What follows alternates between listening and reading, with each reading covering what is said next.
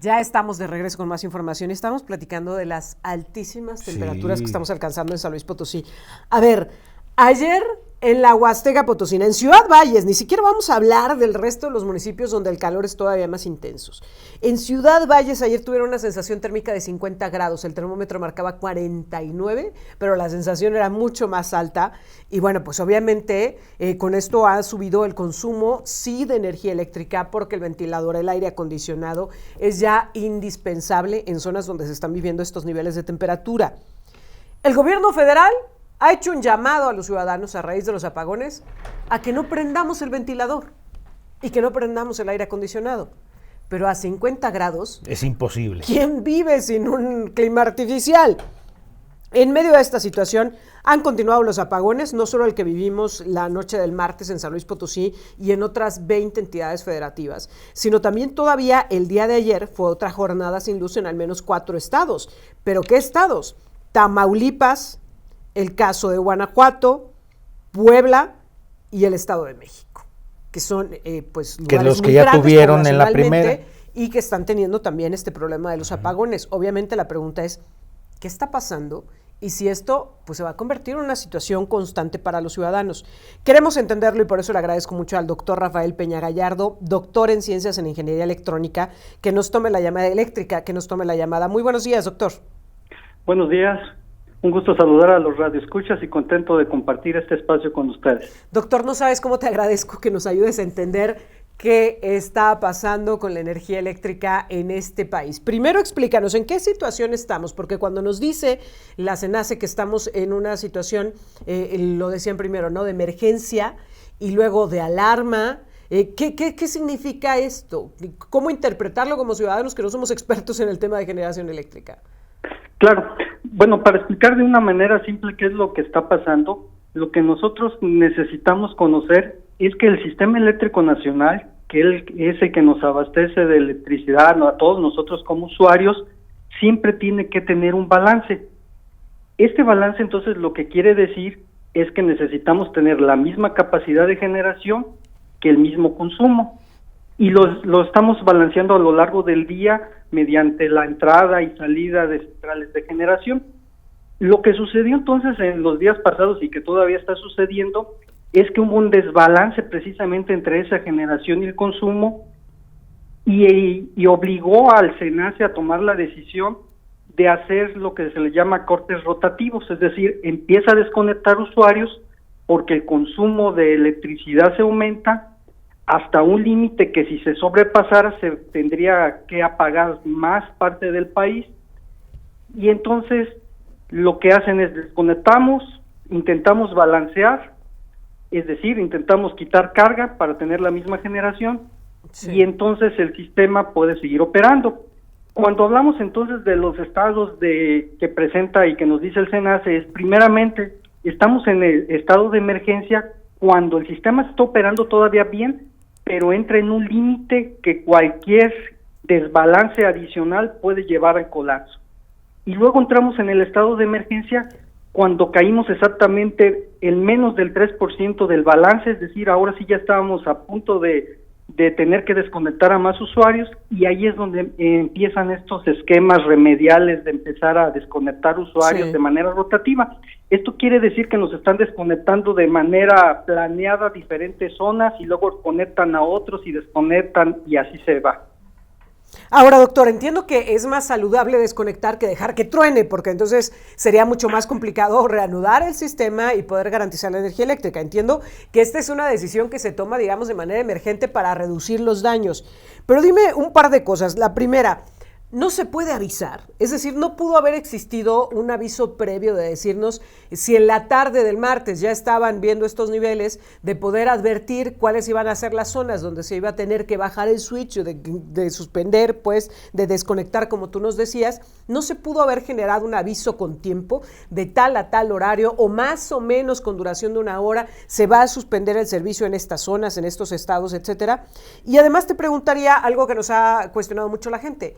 ¿No se puede generar más energía? A ver, porque no es una novedad que con estos niveles de temperatura que estamos teniendo, la gente va a necesitar un mayor consumo de energía eléctrica. Esto es algo que se puede prever por la autoridad, más cuando desde enero, febrero nos vienen diciendo que en esta temporada de calor vamos a llegar a temperaturas récord. Es decir, con mucho tiempo se pudo visualizar que íbamos a necesitar más consumo de energía porque iba a ser muchísimo calor. ¿No se puede generar más energía? Para responder esa pregunta, este es un problema en el cual se mezclaron varios ingredientes, como tú lo mencionas. En primero, pues la ola de calor efectivamente nos está obligando a consumir más electricidad. Y en cuanto al si se puede o no se puede, sí se puede, pero bajo ciertos incertidumbre. ¿Qué quiero decir con esto? El SENACE planea la operación y hace un pronóstico, pero como sabemos el pronóstico no es una ciencia exacta, sino tiene errores.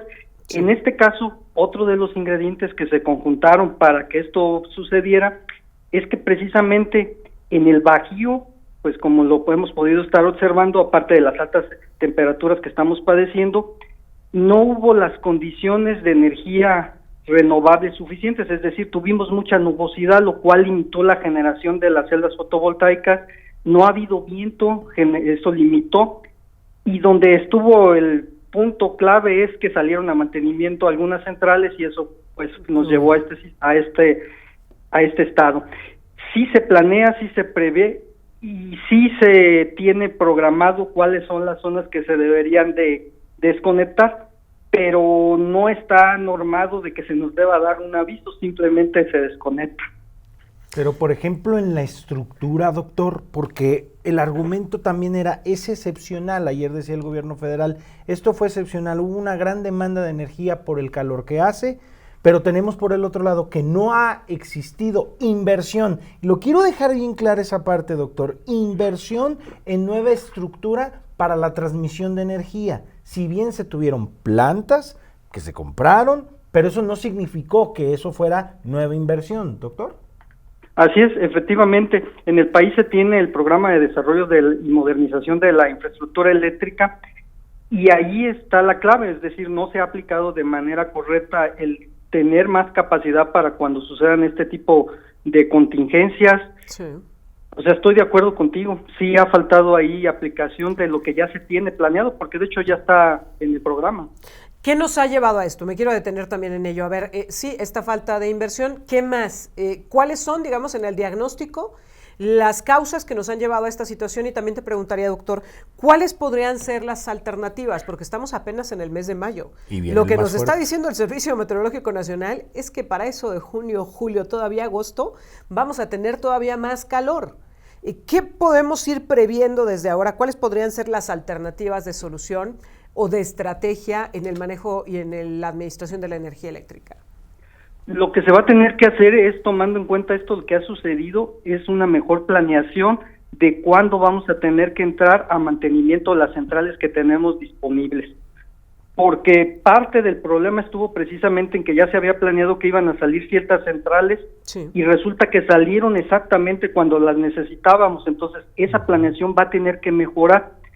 En el corto plazo va a ser muy difícil que nosotros pongamos nuevas centrales a generar y entonces en ese sentido solamente queda lo que nos dice el gobierno, es decir, una mejor planeación que por parte de ellos y en el caso de nosotros pues procurar un ahorro energético.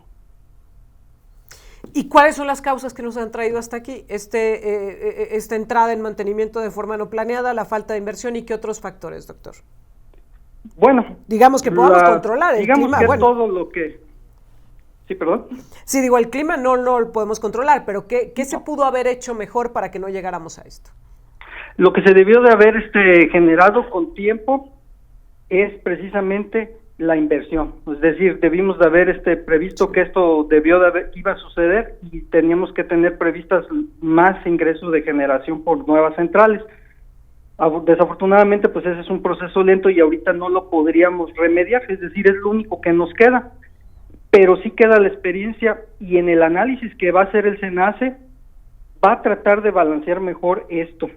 Ahorita, pues, desafortunadamente van a seguir los cortes programados para tratar de compensar esto, pero no hay otra alternativa que tengamos ahorita, es decir, el generar electricidad así de manera inmediata, pues no está en el corto plazo. ¿Cuánto tiempo más podríamos estar enfrentándonos a esta situación, doctor? Esperemos que no pase de una semana, unos cuantos días, sinceramente. Pero lo que estamos teniendo es que es la misma estructura, porque eso sucedió también el año pasado, en junio. Sucede ahora en mayo de 2024 y doctor, lo que estamos viendo es que tenemos la misma estructura o infraestructura eléctrica de nuestro país cuando la demanda es mucho mayor. Hay más ventiladores, hay más aires acondicionados, hay más refrigeradores, o sea, se está excediendo más el aumento y la estructura es la misma. Así es, entonces ahí lo que se debe de propiciar es precisamente la inversión, es decir, los encargados de la planeación deberían de estar viendo precisamente las curvas de cómo va aumentando el consumo a lo largo de los años para tratar de compensarlo. Estamos bien, digamos, en cuanto a la capacidad que tenemos, el problema sí son estos meses críticos, y en el caso del año pasado tuvo que ver también con el suministro del gas natural, que lo perdimos. Es decir, nos faltan centrales de reserva para este tipo de situaciones. En el tema de la generación de energías alternativas, ¿nos estamos también quedando cortos, doctor? Administración, desafortunadamente sí, porque los grandes consumidores de energía eléctrica son los particulares y son los que más le pueden invertir a este sector, precisamente por el costo de la energía, porque es variable.